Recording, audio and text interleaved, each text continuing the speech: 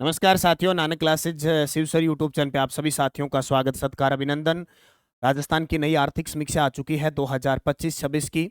और आर्थिक समीक्षा में क्या आंकड़े हैं, अगले first grade, second grade, SI, RS pre है, चाहे सीएटी, राजस्थान का कोई भी एग्जाम हो, जाहिर सी बात है राजस्थान की इकोनॉमी सर्वे के प्रश्न पूछे जाते हैं। तो हमने एक छोटी सी मुहिम चलाई है, शॉर्ट नोट्स के माध्यम से एक एक टॉपिक को कवर करेंगे। अब एक साथ अगर अपने 2-3 घंटे की क्लास लेंगे तो उसमें न तो आपको समझ में आएगा और न ही मुझे पढ़ाने में ऐसा आएगा, है ना। तो मैं आपको छोटे छोटे वीडियो के माध्यम से अवगत करवा रहा हूँ। कल मैंने आपको कृषि के आंकड़े बताए थे कि फसल उत्पादन में राजस्थान का स्थान। आज मैं बहुत ही एक महत्वपूर्ण बात बता रहा हूँ। राजस्थान आर्थिक समीक्षा 2026-25 में 25-26 में जो सकल राज्य मूल्य वर्धन है, जो जीएसडीपी है, उस जीएसडीपी के अंदर सेवा क्षेत्र का, उद्योग क्षेत्र का, कृषि क्षेत्र का योगदान, और योगदान भी कैसा, एक प्रचलित मूल्य इनका होता है और एक होता है स्थिर मूल्य का। इन दोनों से प्रश्न आना ही होता है क्योंकि ये आधार है अर्थव्यवस्था के सबसे बड़े आधार है। तो इनसे क्वेश्चन पक्का पूछा जाता है। चलो मैं करता हूं चर्चा परीक्षा आधारित शॉर्ट नोट्स के माध्यम से। सबसे पहले क्वेश्चन पढ़ूंगा जो मैं डेली में आपको करवाता हूं। आर्थिक समीक्षा 2025-26 के अनुसार सकल राज्य मूल्य वर्धन यानी जीएसडीपी, इसको कहते हैं ग्रोस स्टेट डोमेस्टिक प्रोडक्ट।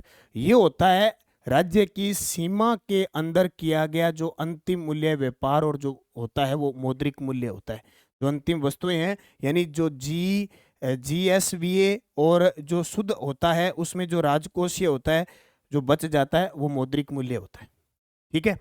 तो आर्थिक समीक्षा 2025-26 के अनुसार सकल राज्य मूल्य वर्धन में स्थिर मूल्य, अब स्थिर मूल्य कोई वास्तविक मूल्य कहते हैं, और आज तक हमारा अभी तक आधार वर्ष है वो 2011-12 ही है। कभी सरकार चाहेगी तो इसको परिवर्तन कर सकती है, लेकिन फिलहाल 2011-12। तो उसमें तीन चीजें होती है। एक सेवा क्षेत्र होता है, सेवा का मतलब जिसमें कर्मचारी आते हैं, और बड़ा बड़ा क्षेत्र होता है ना, कृषि उद्योग को छोड़कर वो सेवा में आता है। तो एक तो होता है सेवा क्षेत्र, एक होता है उद्योग, एक होता है कृषि। अब जो खेती करता है वो कृषि में आ जाएगा, उद्योग स्थापित करता है। बाकी जो जनता की सेवा करने वाले, चाहे कार्मिक है या कोई भी काम है सरकार के, वो सेवा क्षेत्र में आ जाते हैं। डॉक्टर वगैरह कहते हैं ना, सेवा करते हैं, सेवा के बदले उनको पारिश्रमिक मिलता है। तो सेवा क्षेत्र का जो रहा 46.46। उद्योग, जैसे हम पढ़ते हैं कृषि प्राथमिक व्यवसाय में आता है, उद्योग विनिर्माण सेकंड में आता है, और सेवा क्षेत्र तृतीय, फिर सेवा क्षेत्र बढ़ता जाता है चतुर्थ, पंचम, ऐसे बढ़ता जाता है। सेवा क्षेत्र 46.46%, उद्योग 28.21% और कृषि 25.33। सारे सही है। अब ये आंकड़ा अगले एक साल तक अलग अलग पूछा जा सकता है। वो पूछ सकता है सबसे ज्यादा किसका, सेवा, ये फिक्स पूछते हैं। 2 नंबर पे कौन, उद्योग। 3 नंबर पे कृषि। इनमें कमी हुई है या वृद्धि हुई है, सीधा पेपर में आ जाएगा कि आर्थिक समीक्षा 2025-26 के अनुसार सेवा क्षेत्र में 2024-25 में कितना था या 2025-26 में कितना था। वो अपने आंकड़े हैं, एग्जामिनर आपको किसी भी लेवल में जाके फंसा सकता है कि आपने पिछला पढ़ा था कि नहीं पढ़ा था। एग्जामिनर ये भी सोच सकता है कि अभी तैयारी करने लगे हो या पिछली साल भी की है। ठीक है। तो मैं दोनों चीजें आपको बताऊंगा। सबसे पहले मैं आपको इसकी डिटेल बताता हूं। आर्थिक समीक्षा 2025-26 के अनुसार सकल राज्य मूल्य वर्धन में स्थिर मूल्य 2011-12 के अनुसार क्षेत्रवार योगदान, सेवा क्षेत्र 46.46% रहा। पिछली साल 2024 और 25 में ये 44.74% रहा। इसका मतलब ये किस में रहा, वृद्धि में रहा, इसकी हुई वृद्धि। फिर आता है उद्योग, अब की बार 25-26 में रहा 28.21%, जबकि पिछली साल ये 2024-25 में 28.21 था। क्या बात है, बराबर रहा, कोई परिवर्तन नहीं। ये प्रश्न पक्का पूछेंगे कि स्थिर मूल्यों के अंदर उद्योग है उसमें कोई परिवर्तन नहीं है। और तीसरा आता है कृषि 25.33%, पूर्व में था 27.05%। तो ये किसको दिखाता है, कमी को। तो पूछा जा सकता है स्थिर मूल्य के अंदर सकल राज्य मूल्य वर्धन में कौन सा क्षेत्रवार है जिसमें कमी आई, कृषि। कौन सा क्षेत्रवार समान रहा, उद्योग। और किस में वृद्धि हुई, सेवा क्षेत्र में। सबसे ज्यादा सेवा 2, उद्योग 3, कृषि। यहां इसका चाहे स्क्रीनशॉट ले लो, चाहे इसको याद कर लेना। डेली करंट की क्लास में मैं आपको करवाता हूं, बार बार इस क्वेश्चन को करवाऊंगा ताकि पेपर में प्रश्न गलत ना हो। दूसरा, अब देखो, आर्थिक विकास के मुख्य सूचक, ये फिक्स है, पॉइंट आते हैं। जैसे मैं अभी आपको अलग से करवाऊंगा, ये देखो सकल राज्य मूल्य वर्धन 2011-12 कृषि उद्योग सेवाएं, इनका आंकड़ा 2025-26 में मैंने बता दिया, 2024-25 में ये था, 23-24 में ये यहाँ तक बता देता है। तो एग्जामिनर कई बार थोड़ा लंबा पूछ लेता है, 21-22, 22-23, 23-24, 24-25, 25-26। तो जो गहराई से तैयारी कर रहे हैं, जैसे आरएस की तैयारी कर रहे हैं, एसआई की तैयारी कर रहे हैं, आगे और बड़े स्तर की तैयारी आप कर रहे हो, तो आपको ये सारे आंकड़े देखने बहुत जरूरी है। ठीक है, जल्द ही आर्थिक समीक्षा की बुक आ रही है, हर साल बुक आती है, तो उसमें आपको और ये आंकड़े मिल जाएंगे। फिर एक होता है प्रचलित मूल्य, एक तो हो गया स्थिर मूल्य, एक होता है प्रचलित मूल्य। आर्थिक समीक्षा 2025-26 के अनुसार सकल राज्य मूल्य वर्धन में प्रचलित मूल्य पर क्षेत्रवार योगदान कितना है। अब स्थिर मूल्य का तो आधार वर्ष सेट किया हुआ है 2011-12, उसको आधार मानेंगे।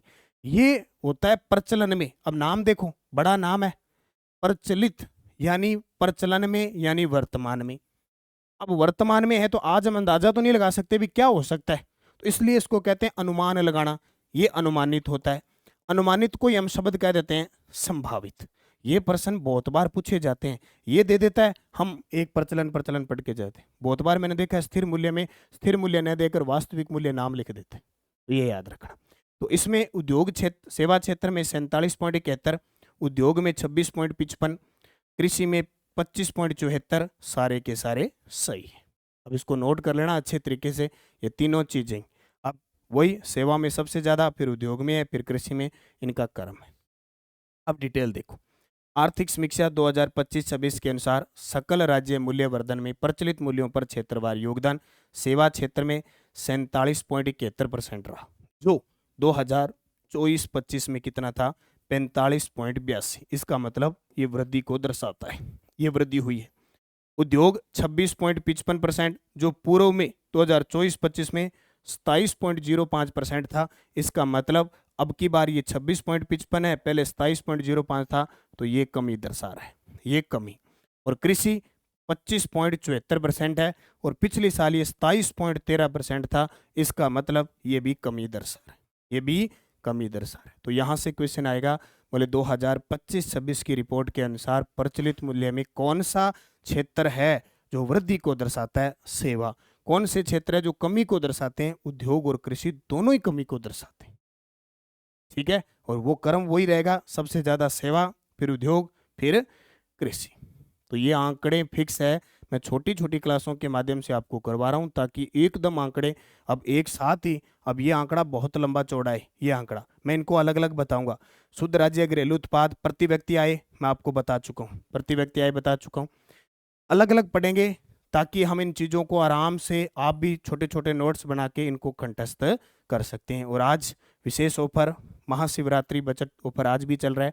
आज रात 12 बजे तक आप नानक क्लासेज ऐप में जाके second grade, first grade, PYQ, current, LDC, lab assistant, PTI, जो भी हमारी टेस्ट सीरीज वीडियो कोर्स चल रहा है, आप उसका फ़ायदा उठा सकते हैं। निरंतरता से तैयारी करो। इसके अंदर मैं ये वीडियो भी डाल रहा हूँ, कोई साथी क्योंकि अब यहाँ तो ऐड वगैरह आती है, वहाँ कोई व्यवधान नहीं होगा, आराम से आप कभी भी देख सकते हो। 31 दिसंबर 2026 तक वैलिडिटी है। ठीक है, तो आप Rajasthan current affairs daily test, weekly test, monthly test आता है, इसमें ये वीडियो भी डलवाऊंगा मैं, इनके टेस्ट भी डलवाऊंगा, आप इनको अच्छे तरीके से पढ़ते रहना। तो निरंतरता के साथ नानक क्लासेस से जुड़े, नानक क्लासेस शिव सर ये यूट्यूब चैनल सब्सक्राइब कर लें, ताकि आपके पास नोटिफिकेशन आता रहे। धन्यवाद। जय हिंद, जय भारत।